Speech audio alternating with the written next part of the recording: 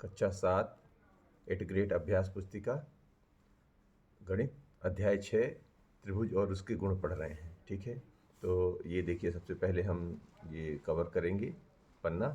तो ये रहा इसका पहला पन्ना, जिसको अच्छे से पढ़ लेना है।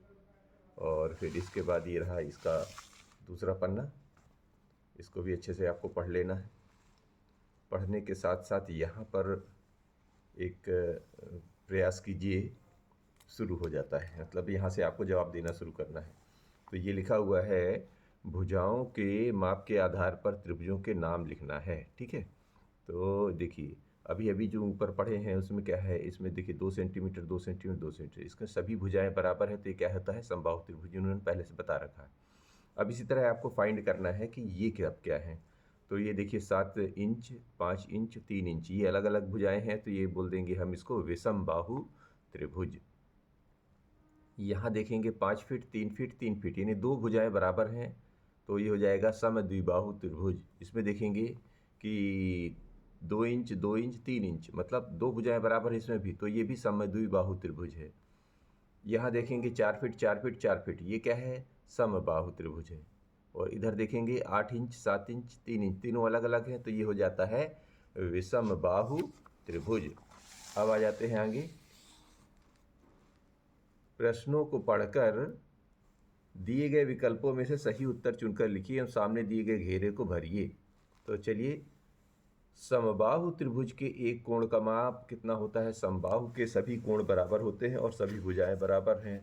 तो पूरा त्रिभुज होता है 180 डिग्री का, तो ये हो जाएगा 6 त्रिक 18 यानी 60 डिग्री का। तो एक बन गया 60 डिग्री। 60 डिग्री का है बी पर, तो बी को गोला लगा लेना है। दूसरा कह रहे हैं कि 3 रेखाखंडों से बनी बंद सरल आकृति को क्या कहते हैं। तो उसे त्रिभुज कहते हैं। ये कहाँ पर है, सी पर। यहाँ पर सी में गोला लगा लीजिए। फिर एक त्रिभुज की मध्यिकाएं कितनी होती हैं, 3 मध्यिकाएं होती हैं, तो इस पे 3 कहाँ है, ये सी, गोला लगा लेते हैं। फिर है, दिए गए चित्र में x का मान होगा, क्या होगा। इस चित्र में देखिए ये है 90 डिग्री, यानी समकोण है, और ये 2x दिखा रहा है, ये 1x दिखा रहा है। तो ये दोनों मिलके तीनों, मतलब 2x और 1x मिलके 90 होने चाहिए। तो 3 तिरकाई 9, यानी कि 90 में 3 का भाग देंगे तो 3 तिरकाई 9, 30 डिग्री आ गया। तो x का मान आ गया 30 डिग्री। तो ये कहाँ है, 1 है, तो ये हो गया ए पे गोला लगा लेना है। पांचवा कह रहे हैं, दिए गए त्रिभुज में x और y का मान क्या होगा। x और y देख लेना है। तो जी ये देखेंगे, y एक अंतःकोण है, इधर ये बहिष्य कोण में 120, तो 120 और y बन के जुड़ के कितना होना चाहिए, 120 और y जुड़ के कितना होना चाहिए, 180, क्योंकि ये आसन्न कोण या कह सकते संपूरक कोण बना रहे हैं। तो 120 में से y जोड़िए, तो 120 और y को बना के 180, यानी 60 जोड़ेंगे तो 180 हो जाएगा। तो ये y आ गया 60 डिग्री। और ध्यान रखिए, पहले इधर आगे x का लिखा जाता है, x का मान, और उसके बाद जो है y का लिखा जाता है। तो ये जब ये आ गया हमारा कितना, 60, तो 7 और 5 12 है, 12 120 हो गया, तो ये कितना हो जाएगा, ये जब 60 आ गया तो ठीक है ना। तो अच्छे सर 6 और 6 5 11 110 हो गया, 110 आ गया, तो ये तीसरा कितना हो जाएगा, 180 में 110 घटाएंगे तो 70 बन जाएगा। तो पहला x का मान आ जाएगा 70 और y का मान आ जाएगा 60। इस तरह इसको निकाल लेना है। तो ये कहाँ पर है, ये था जी सी पर, तो इसको सी पे लगा देना है। फिर आ जाते हैं 6वें नंबर पे। 6वें नंबर पे ये प्रश्न कह रहे हैं कि आकृति में x का मान ज्ञात कीजिए। ये आकृति है, x का मान देखिए, समकोण त्रिभुज है, ये x है और ये 60 है। तो ये जब 90 निकल गया तो ये 60 हो गया, और ये कितना हो जाएगा, तो जोड़ दीजिए तीनों को, 90 60 और 30 को, तो ये p q r, यहाँ पर p, यहाँ q और r, तीनों को जोड़ दिया तो 180 होना चाहिए। तो ये 90 x और 60, यानी 90 और 60 को जोड़ेंगे तो 150, और इधर जाकर कुछ घटा देंगे तो ये 150 घट गया तो ये 30 बन जाएगा, 30 डिग्री, यानी x का मान 30 डिग्री आ गया। 7वें में भी देख लीजिए कि ABC की सभी भुजाएं हम शीर्ष लिखिए। ये ABC की सभी भुजाएं कितना होती हैं, ABC की या तो AB ऐसे चलेंगे, तो फिर AB BC और CA या AC, ऐसे कैसे भी लिख सकते हैं। और शीर्ष क्या होंगे, यही तीनों कोने, यानी A B और C, ये तीनों शीर्ष हो जाते हैं। तो किसी त्रिभुज में शीर्ष लंब की प्रतिकृति की आकृति बनाकर प्रदर्शित कीजिए। ये देखो त्रिभुज बनाया, ये शीर्ष लंब मतलब बीच से लंब डाल देने से जो अगले आधार की भुजा पर जब लंब गिरता है उसी को शीर्ष लंब कहते हैं। ठीक है, तो शीर्ष लंब में यहाँ पर हमने ए एल डाला है, तो ये क्या लिख देना है, ए एल त्रिभुज का शीर्ष लंब है। ठीक है, और ये जब शीर्ष लंब होता है तो ये 90-90 के कोण बनते हैं, तो 90 का ये चिन्ह है। ठीक है, समकोण का चिन्ह है। फिर अगला प्रश्न ये कह रहे हैं कि आकृति खींचकर पुष्ट कीजिए कि एक समद्विबाहु त्रिभुज में एक शीर्ष लंब एवं एक ही रेखाखंड हो सकता है। ये शीर्ष एक त्रिभुज बनाया है एक्स वाई जेड, यहाँ से शीर्ष लंब खींचा, चूंकि समद्विबाहु तो ये और ये इसकी दो भुजाएं बराबर हैं और यहाँ से लंब डाल रहे हैं तीसरी भुजा पर। तो देखिए क्या हो रहा है, तो समद्विबाहु त्रिभुज एक्स वाई जेड में एक्स वाई तथा एक्स जेड समान भुजाएं हैं और वाई जेड आधार है, एक्स एम शीर्ष लंब है। एक्स एम के पास से मोड़ने पर कोण वाई कोण जेड को ढक लेता है। इस तरह स्पष्ट होता है कि समद्विबाहु त्रिभुज में एक शीर्ष लंब एवं एक मध्यिका एक ही रेखाखंड हो सकता है। मध्यिका मतलब बीचों बीच, अगर इसको मोड़ के बीचों बीच वो एक दूसरे को ढक ले रहे हैं, इसका बीच, उसका मतलब बीच में हो गया। तो इसी को हम शीर्ष लंब और इसी को माध्यिका भी कहते हैं। माध्यिका माने बीचों बीच वाली रेखा, समझ में आ रहा होगा। चलिए अब लेते हैं प्रश्न नंबर 10। आकृति में x का मान ज्ञात कीजिए। तो ये रहा आकृति, तो इसमें ये एक त्रिभुज है, बाह्य कोण दिखाया गया है x और अंतः कोण 25 और 30 है।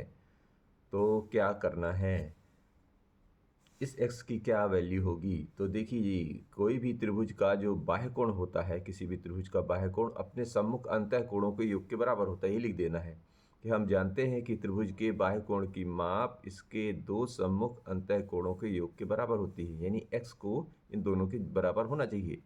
तो ये क्या है, 25 और 35, इन दोनों को जोड़ के 60 बन गया। तो इसका मतलब है कि जो ये बाह्य कोण है वो 60 डिग्री का है। ठीक है, अब एक त्रिभुज का एक कोण 60 डिग्री है तथा शेष दो कोण बराबर हैं। प्रत्येक बराबर कोण में प्रत्येक की माप ज्ञात कीजिए। तो माना बराबर कोण x डिग्री के हैं, तो कौन सा था ये, एक त्रिभुज का 60 है तो 3 होंगे, तो x x हो गया, तो एक 60 हो गया, तो इन सबको जोड़ लीजिए तो 60 और 2x आ गया। ये 60 को इधर घटा दिया तो ये 120 बन गया, 2x में से बराबर 120। अब इसको हल करेंगे तो x बराबर 60 डिग्री। इसका मतलब बराबर कोणों में प्रत्येक की माप 60 डिग्री की है। अगला लेते हैं, एक त्रिभुज की भुजाओं की माप 12 सेंटीमीटर तथा 15 सेंटीमीटर है। इसकी तीसरी भुजा की माप किन दो मापों के बीच होना चाहिए। तो तीसरी भुजा दोनों भुजाओं के मापों के योग से कम होगी तथा दोनों भुजाओं के अंतर से बड़ी होगी। अतः इन दोनों को जोड़ने के बाद जो आए और इन दोनों को आपस में घटाने के बाद जो आए तो उन्हीं के बीच में होगा। तो 12 और 15 27, और 12 में से 15 कम करेंगे तो 3। इसका मतलब तीसरी भुजा होगी जो वो 3 सेंटीमीटर से बड़ी और 27 सेंटीमीटर से कम होगी। ये इसका मतलब जवाब हो गया। अब ये लेते हैं प्रश्न नंबर 13 है कि एक त्रिभुज की भुजाएं 3 सेंटीमीटर, 4 सेंटीमीटर, 5 सेंटीमीटर लंबी है। निर्धारित कीजिए कि क्या वह एक समकोण है।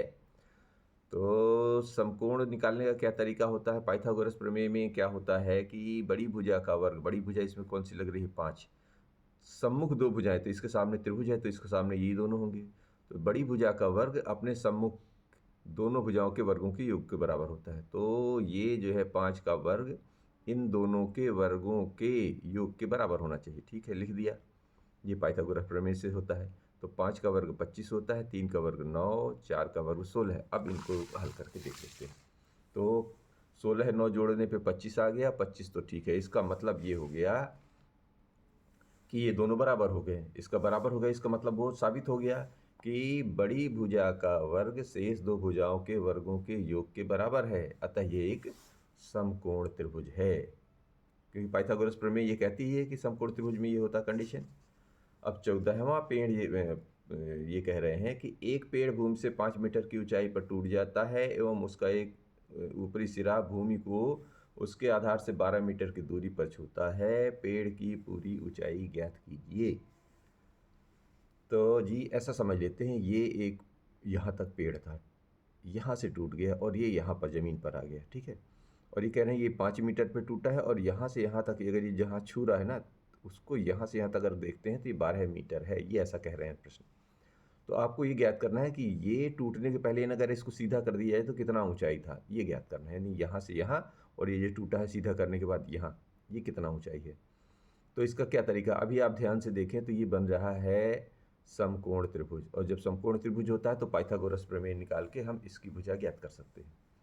तो ये इसकी भुजा ज्ञात करने के लिए बड़ी भुजा का वर्ग सामने के दो भुजाओं के वर्गों के योग के बराबर होता है। तो बड़ी भुजा क्या ले लिया है हमने, BC, तो BC को x मान लिया है। ये सामने की भुजा AB और AC, तो AB का वर्ग AC का वर्ग, ये है 5, ये है 12, तो इनका दोनों का अलग अलग वर्ग कर दिया। 5 का वर्ग 25, 12 का 144, और ये दोनों को जोड़ेंगे तो 169। तो x का स्क्वायर बराबर 169 को किसका वर्गमूल होता है, ये ध्यान रखना है, ये वर्ग होता है, तो 169 होता है 13 का।